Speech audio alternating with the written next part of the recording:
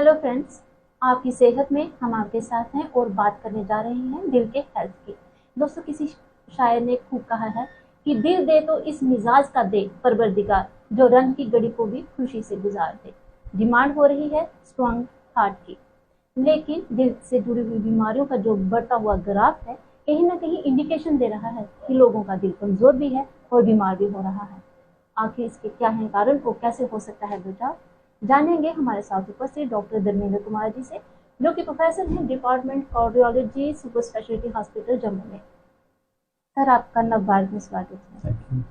Sir, दिल की से जुड़ी हुई जो बीमारियां हैं उनका लगातार जो बढ़ता हुआ ग्राफ है हम देख रहे हैं, इसका क्या कारण है? कार्डियोवैस्कुलर डिजीज या हार्ट की डिजीजेस डिफरेंट टाइप की डिजीजेस हैं, तो डेफिनेटली अभी जो ट्रेंड्स हैं मतलब पिछले लास्ट 2 डिकेड से इसका जो ग्राफ है वो बढ़ता ही जा रहा है, खासकर कार्डियोवैस्कुलर डिजीज का। और वो क्यों बढ़ता जा रहा है, उसमें यही है कि जो कार्डियोवैस्कुलर डिजीज के रिस्क फैक्टर हैं, वो रिस्क फैक्टर जो हैं अभी हमारी जो जनरेशन्स है तो उनमें काफ़ी ज़्यादा वो रिस्क फैक्टर डेवलप हो रहे हैं। वो रिस्क फैक्टर क्या है, सबसे पहले वो पता होना चाहिए कि जो हार्ट की बीमारियों के रिस्क फैक्टर हैं वो क्या हैं। हार्ट की बीमारियों के रिस्क फैक्टर जो हैं 2 तरह के रिस्क फैक्टर हैं। एक तो रिस्क फैक्टर वो हैं जो नॉन मॉडिफाइएबल, जिनको हम मॉडिफाई नहीं कर सकते, और कुछ रिस्क फैक्टर ऐसे हैं जिनको हम मॉडिफाई कर सकते हैं। तो नॉन मॉडिफाइएबल रिस्क फैक्टर हैं, उसमें हो गया एजिंग के साथ हार्ट डिजीजेस बढ़ती है। दूसरा हो गया सेक्स में मीनोपॉज से पहले फीमेल से ज़्यादा मेल में हार्ट डिजीजेस की प्रेवलेंस ज़्यादा होती है, ठीक है, और आफ्टर मीनोपॉज ऑलमोस्ट एक जैसी हो जाती है। सो सेक्स भी एक जो है रिस्क फैक्टर है जिसको हम चेंज नहीं कर सकते। जेंडर जो है वो इसमें जेंडर, ठीक है। तीसरा रिस्क फैक्टर है जो फैमिली हिस्ट्री, किसी को हार्ट की डिजीज की प्रॉब्लम है, फैमिली हिस्ट्री वैसी है, तो उसको हम चेंज नहीं कर सकते। ये 3 रिस्क फैक्टर हैं जो हमारे कंट्रोल से बाहर है। और जो रिस्क फैक्टर हैं मॉडिफाइबल रिस्क फैक्टर, जिनको हम मॉडिफाई कर सकते हैं, तो उन रिस्क फैक्टर को अगर हम कंट्रोल में करें तो ये हार्ट की डिजीजेस हैं कम हो सकती हैं। और रिस्क फैक्टर वो क्या क्या है, जैसे किसी को डायबिटी है, शुगर है, वो एक रिस्क फैक्टर है। हाइपरटेंशन, ब्लड प्रेशर, वो रिस्क फैक्टर है जो जिनको हम मॉडिफाई कर सकते हैं। किसी को कोलेस्ट्रॉल की प्रॉब्लम है, वो that is also risk factor. Smoke करना, सिगरेट स्मोकिंग बहुत इंपॉर्टेंट रिस्क फैक्टर है। अल्कोहल की कंजम्पशन करना, वो भी एक रिस्क फैक्टर है। स्ट्रेस लेना, मोटापा, ओबेसिटी, और खाने पीने का जो खान पान है हमारा। अभी जो प्रेजेंट सिनेरियो में हमने देखा गया है कि मोटापा एक तो बहुत ज़्यादा प्रेवलेंट हो रहा है और यंग बच्चों में हो रहा है।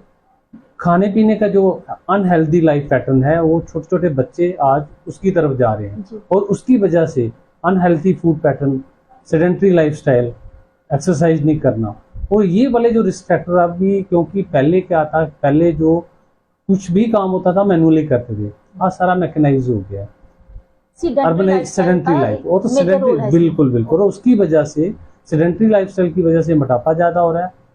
खाने पीने की वजह से वो ये जो मेटाबॉलिक फैक्टर जो मैंने बताया, जो खाना पीना ठीक नहीं होगा तो अगर उल्टे सीधे खाने खाएंगे, जंक फूड खाएंगे, कोलेस्ट्रॉल की प्रॉब्लम होगी, डायबिटी होगी, ब्लड प्रेशर होगी, और ये सारे रिस्क फैक्टर जब इकट्ठे हो जाते हैं तो ये जाके हार्ट की नाड़ियों को, हार्ट की कार्नरी आर्टरी डिजीज होती, वो होने के चांसेस होते हैं। और जो जिसको कि हम कार्नरी आर्टरी डिजीज जो नंबर 1 किलर है, और उसको हम पहले हम सोचते हैं कि ये लेट जो अडल्टहुड में होती थी आफ्टर 40s, बट वो जो एक मिथ रह गया। अब तो यंग जनरेशन में 30s में 20s में हार्ट अटैक हो रहे हैं। तो यही मेन है कि हमारा जो लाइफस्टाइल चेंज हो गया, उसकी वजह से ये हार्ट डिजीज की प्रेवलेंस बढ़ गई है। सर, भागदौड़ भरी जिंदगी, स्ट्रेस, इंटरनेट और हमारा जो लाइफस्टाइल है, कहीं ना कहीं वो एक इसमें स्वस्थ रहना और हार्ट को स्वस्थ रखना एक बहुत बड़ा चुनौतीपूर्ण कार्य है। सर, समझना होगा, हमें बचाव की कोशिश करनी होगी इसके लिए। सर, कहा जाता है कि जो हार्ट डिजीज होती है एक वेट टर्म होती है, कई तरह से ये जो है प्रेजेंट होता है। सर, ऐसे कौन से ज्यादा केसेस जो हैं आप अपने ओपीडी में देखते हैं? भाई, हार्ट डिजीजेस के जो मेन हार्ट डिजीज, मतलब different types of heart disease हैं, जिसमें नंबर 1 जैसे मैं कहता हूँ मोस्ट कॉमनली जो हम देखते हैं that is coronary artery disease, heart की नाड़ियों की बीमारी, ठीक है। ये काफ़ी ज़्यादा पेशेंट्स हम देखते हैं और काफ़ी ज़्यादा इसकी प्रेवलेंस होगी, और काफ़ी सारे पेशेंट जो हार्ट अटैक करके अभी आ रहे हैं, ठीक है। नंबर 1 ये हो गया कॉर्नरी आर्टरी डिजीज। दूसरी, किसी को अगर ब्लड प्रेशर है, ब्लड प्रेशर की वजह से हार्ट पे इफेक्ट हो, हाइपरटेंसिव हार्ट डिजीज, वो काफ़ी ज़्यादा पेशेंट्स आते हैं। दूसरा ये कि हार्ट के वेल्व की डिजीज होती है, वेल्वुलर हार्ट डिजीज कहते हैं। मतलब वो वेल्वुलर हार्ट डिजीज जो डिफरेंट टाइप्स की होती है। एक आजकल तो वो अब उसका जो खासकर हमारी कंट्री में, जो डेवलपिंग कंट्री, जहाँ तो हमारी country develop almost develop country है, तो जो डेवलपिंग कंट्रीज है उसमें, जैसे पहले हमारी, उसमें जो रोमेटिक हार्ट डिजीज एक प्रॉब्लम है, जो छोटी एज में बच्चों को गले का इन्फेक्शन होता है।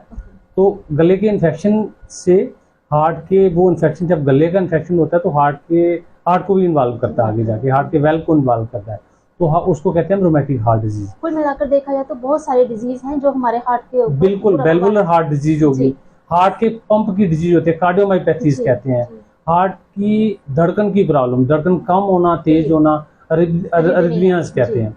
तो ये डिफरेंट टाइप्स की हार्ट डिजीजेज हैं। हाँ सर, हार्ट डिजीज की अगर हम बात करें तो कहा जाता है जो हार्ट अटैक है वो अचानक नहीं आता है, बड़ा एक लंबा प्रोसेस हमारी बॉडी के अंदर पहले चल रहा होता है। तो ऐसे क्या वार्निंग साइंस हैं जिनको हम समझ लें, उनके ऊपर काम करें, प्रोएक्टिव होकर उनके ऊपर अगर हम काम करते हैं तो हार्ट अटैक होने से बचा जा सकता है? वो यही है कि जो मैंने रिस्क फैक्टर बताया, मॉडिफाइबल और नॉन मॉडिफाइबल रिस्क फैक्टर, हम सब ने ये देखना है कि मेरे में ये रिस्क फैक्टर है तो नहीं है, और वो जांच करवानी होगी। वही वो पता तब लगेगी, जो तो स्मोक करता होगा ये तो चीजें दिख जाएंगी। जैसे अगर किसी को डायबिटीज है तो कईयों को पता ही नहीं होता कि मुझे शुगर है, वो चेक करवाएगा तो पता चलेगा डायबिटीज है। ब्लड प्रेशर साइलेंट किलर है, ये पता ही नहीं चलता। जब आप चेकअप करवाओगे, हाइपरटेंशन ट्रीट करोगे तो ठीक रहोगे। कोलेस्ट्रोल, सो चेकअप करवाना बहुत जरूरी है। ये वाले रिस्क फैक्टर जो हैं वो पता चलेंगे, उनको ट्रीट करेंगे। और जो और मैंने बताया है, स्ट्रेस नहीं लेना, सिगरेट नहीं पीना, अल्कोहल नहीं लेना, ओबेसिटी को कंट्रोल में करना है, एक्सरसाइज करनी, ये चीजें अगर कंट्रोल करेंगे तो जो ये रिस्क फैक्टर हैं ये आगे हमें बचाव देंगे coronary artery disease, heart attack वाली बीमारियां होने से। और अगर किसी को हो गई है, ये रिस्क फैक्टर है, तो उसको ये डिजीज है, वार्निंग सिम्टम ये है कि उसको हम कहते हैं जो ये डिजीज हो, जब एक लेवल तक होता है, जब ये डिजीज ज्यादा प्रोग्रेस, ज्यादा ऑब्स्ट्रक्शन करती है आर्टरीज में ज्यादा, तो फिर क्या होता है, सिम्टम स्टार्ट हो जाते हैं, उसको एंजाइना कहते हैं। एंजाइना क्या होता है, वो इससे सॉर्ट ऑफ वार्निंग। एंजाइना क्या कि जब जिसको भी ये तकलीफ होती है, जब वो चलता है, चलने से उसको चेस्ट में डिस्कम्फर्ट होती है, हैवीनेस लगती है, प्रेशर लगता है, पेन लगती है, और यो central part of the chest, यहाँ से वो रेडिएट करती है और आर्म को, शोल्डर को जाती है, और मीडियल एस्पेक्ट होता है जो आर्म का, यहाँ जाके वो रेडिएट करती है। ये बड़ा टिपिकल सिम्टम है। और जिसको ये हो रहा है वो जब वो रेस्ट लेगा तो रेस्ट से वो रिलीव हो जाती है। तो this is a typical warning. किसी को इसलिए तक पहुंचा हुआ व्यक्ति अगर अपना इलाज करवाता है तो बिल्कुल हार्ट अटैक से बच जाएगा। और अगर इसको वो इग्नोर करता है वो बंदा को, तो फिर आगे नेक्स्ट हार्ट अटैक ही होता है। और हार्ट अटैक में क्या होता है, ये यही कह रहा हूँ मैं, 70% ब्लॉकेज है, 80% ब्लॉकेज है, 90, उसको एंजाइना हो रहा है। या किसी को 50% ब्लॉकेज भी है, उसको हो सकता है एंजाइना ना हो। बट हार्ट अटैक में क्या होता है कि जो ब्लॉकेज है वहां पे कुछ बॉडी के अंदर या इन्हीं स्ट्रेस की वजह से, इन रिस्क फैक्टर की वजह से, वो जो प्लाक होता है अंदर वो रप्चर कर जाता है। और जब वो रप्चर कर जाता है, ऐसे वो ब्लॉकेज, मतलब सब टोटल एक्लूजन होता है 50, 60, 70 या 80% या 90% है। जब वो रप्चर कर जाता है उसके ऊपर प्लाक, तो वो क्लॉट बन जाता है। उसको क्लॉट बनने से टोटल नाड़ी ब्लॉक हो जाती है, आर्टरी ब्लॉक हो जाती है। तो जब आर्टरी ब्लॉक हो जाती है तो उसी की वजह से हार्ट अटैक होता है। तो हार्ट अटैक जब हो गया उसको, तो अब हार्ट अटैक किसी को हो रहा है, अब हार्ट अटैक में क्या होता है, सीवियर चेस्ट पेन होती है। पहले तो डिस्कम्फर्ट होती है, सीवियर चेस्ट इस जगह पे होती है, और ऐसे ही वो रेडिएट करती है। और शोल्डर में कई बार जाती है, दोनों शोल्डर में चले जाती है, नेक में चले जाती है, ठीक है, कई बार अपर पार्ट ऑफ अब्डोमेन में भी जाती है। स्वेटिंग होती है, इसके साथ फटीग लगता है, उल्टी वाला मन करता है। और अगर ऐसा हो रहा है, सीवियर चेस्ट पेन है, तो आप समझ लो आपको हार्ट अटैक, जिसको भी है उसको हार्ट अटैक के ये क्लियर कट सिम्टम है। और उसको इमीडिएटली क्या करना चाहिए, अगर कोई आसपास है, इमीडिएटली उसकी एक्टिविटी को रिस्ट्रिक्ट करना है, उसको चलने नहीं देना, उसको एब्सोल्यूट बेड रेस्ट पे कर देना, और उसको इमीडिएटली कहीं ट्रांसपोर्ट करना, नियर बाई जो भी कार्डियक फैसिलिटी है या मेडिकल सेंटर है वहां लेना है। और अगर आपके पास एस्प्रिन की टेबलेट पड़ी है, एस्प्रिन डिस्प्रिन की टेबलेट, और उसको 325 मिलीग्राम एस्प्रिन स्टैट उसी टाइम पे दे देनी है। और साथ में एक टेबलेट क्लोपिडोग्रिल होती है, उसकी मतलब 4 टिक्कियां कटी 75 की आती है, 4 टेबलेट स्टैट दे देनी है।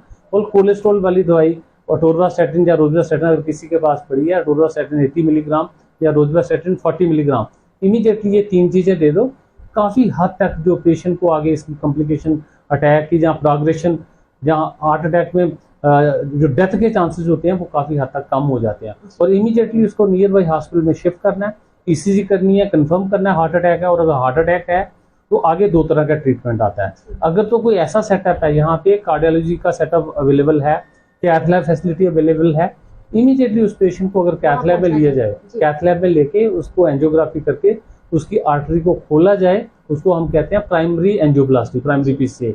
और अगर वो इमीडिएटली किया जाए तो नाड़ी खुल जाती है, डैमेज नहीं होती है और आगे बहुत बेनिफिट होता है। अगर वो फैसिलिटी नहीं है, से यहाँ से 2 घंटे का रन है, दूर है, कहीं गांव में है, किसी प्राइमरी हेल्थ सेंटर में, वहां उसको ये ट्रीटमेंट देके, और नहीं तो एक इंजेक्शन आता है जो हम क्लॉट डिसॉल्विंग इंजेक्शन होते हैं, थ्रोम्बोलिसिस कहते हैं उसको, वो इंजेक्शन आज हर डिस्ट्रिक्ट हॉस्पिटल, सब डिस्ट्रिक्ट हॉस्पिटल में अवेलेबल है।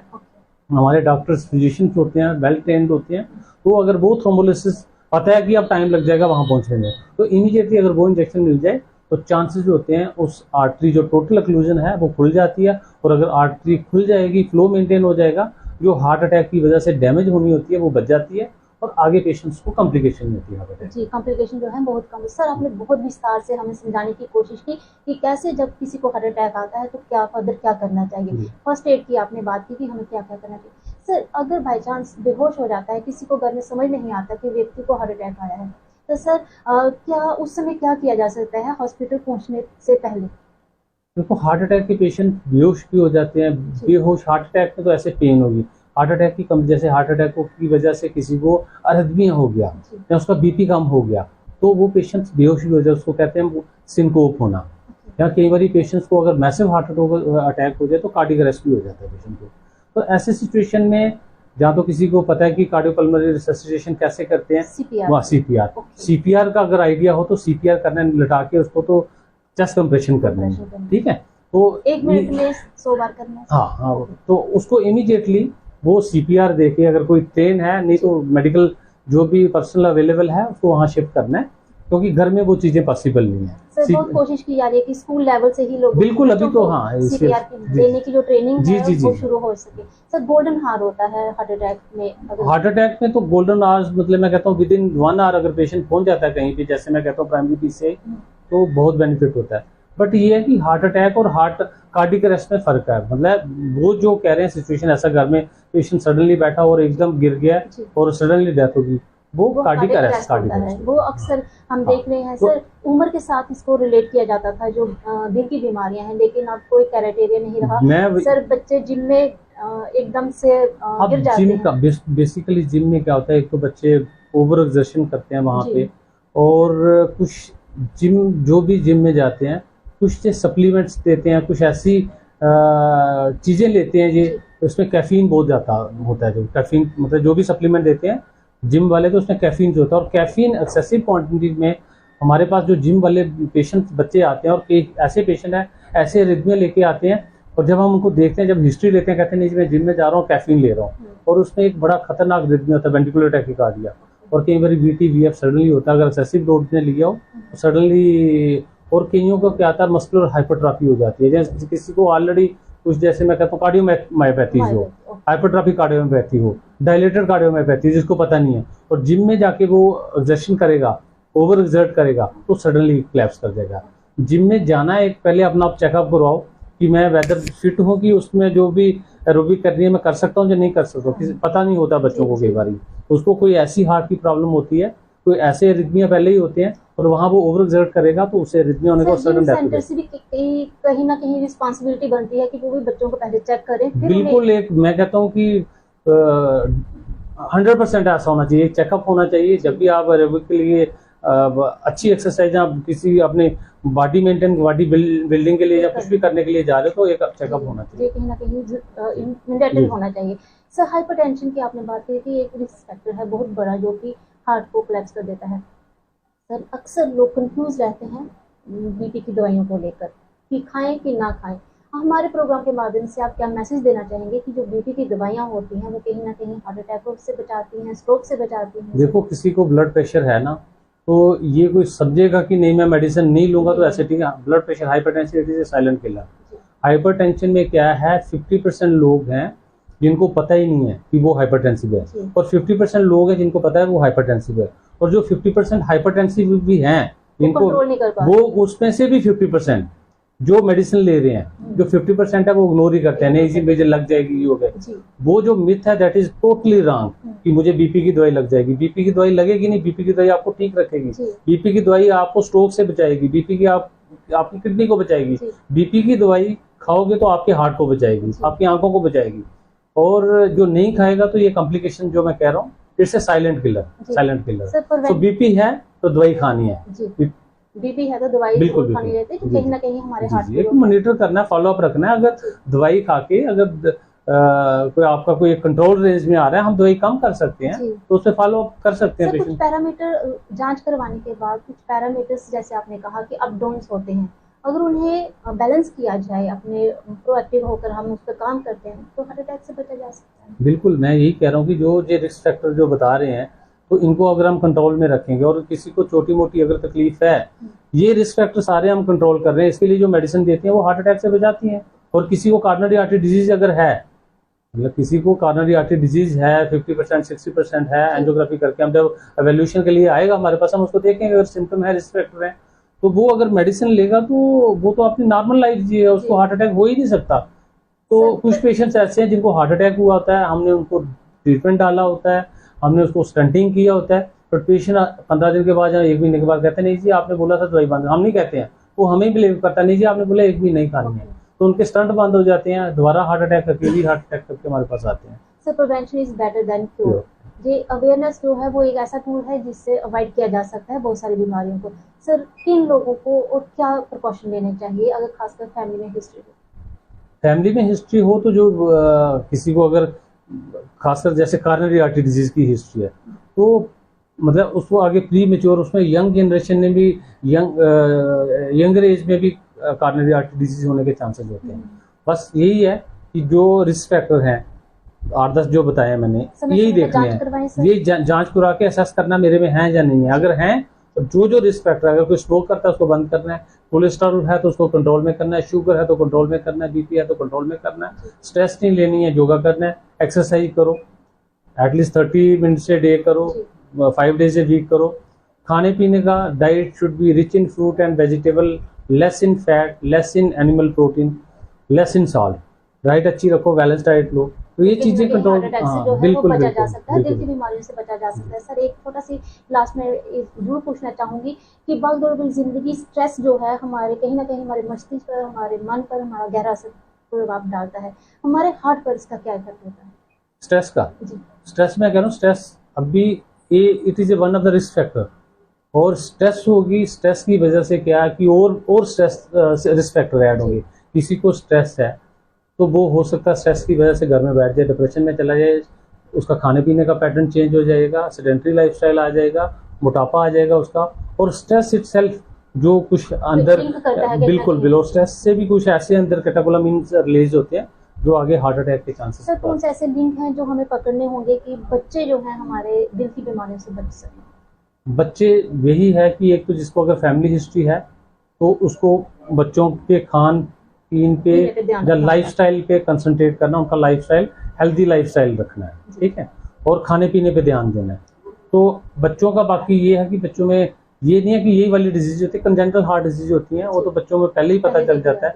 और डेफिनेटली मैं कहता हूँ बच्चे का भी चेकअप करवाना चाहिए, एटलीस्ट जो हेल्दी बच्चा है, कुछ नहीं है फिर भी किसी पेडियाट्रिशियन को दिखा लो। किसी ना कुछ डिजीजेस ऐसी होती हैं हार्ट डिजीज, जैसे हम देख रहे हैं कंजेनिटल हार्ट डिजीज है, उसमें कुछ ऐसी होती है कि इवन 20-15 की एज तक बच्चे को कोई प्रॉब्लम नहीं होती, और 20s के बाद में जाके वो अपेरेंट होती है कि नहीं जी इसको अंदर सुराख है। तो डेफिनेटली एक चेकअप करवाना चाहिए। समय की मांग है कि हम बहुत सारी ऐसी बीमारियों को पहले ही प्रिकॉशन लेके चलें ताकि ये बच्चों में ना आए। देखो अगर बच्चे को कंजेनिटल हार्ट डिजीज है, उसको सुराख है, उसको पता नहीं होगा, फिर ऐसी कॉम्प्लिकेशन हो जाती है, ऐसा प्रेशर बढ़ जाता है अंदर। और मैं कहता हूँ काफी सारे बच्चों को, उसके पेरेंट्स को पता होता है मेरे बच्चे को दिल का सुराख है, तो वो दिखाता है और उसको हम बोलते हैं नहीं जी इसको फॉलो अप करना, आगे इसका हो सकता है ऑपरेशन करना पड़ा है, तो वो भूल जाते हैं, कहते हैं नहीं डॉक्टर ने बोला था ठीक हो जाएगा। और बाद में उस स्टेज में हमारे पास बच्चे को लेके आते हैं जब हम भी देख के परेशान हो जाते हैं कि अब बच्चे की जो कंडीशन है, अब इसमें ऑपरेट भी नहीं कर सकते, इसका इलाज ही नहीं हो सकता है, और वैसे बच्चे का आगे फिर बड़ा खराब होता है, तो वो आगे अपनी लाइफ नहीं जी पाता है बच्चा। तो ऐसी डिजीज होती हैं बच्चों में। सर सही समय है कि अपने जो हेल्थ है उसका ध्यान जो है वो रखना शुरू कर दिया जाए। सर आपने हमें कीमती समय दिया, आपका बहुत बहुत शुक्रिया। तो दोस्तों डॉक्टर साहब हमें बता रहे थे कि हमारा दिल जन्म से पहले ही धड़कना शुरू हो जाता है और पूरा दिन में 1 लाख बार धड़कता है। धड़कता हुआ ये थकता तो नहीं है, लेकिन हाँ थम जाता है अगर इसकी सेहत पर ध्यान नहीं दिया जाता है। दोस्तों आप देखते रहिए नव भारत।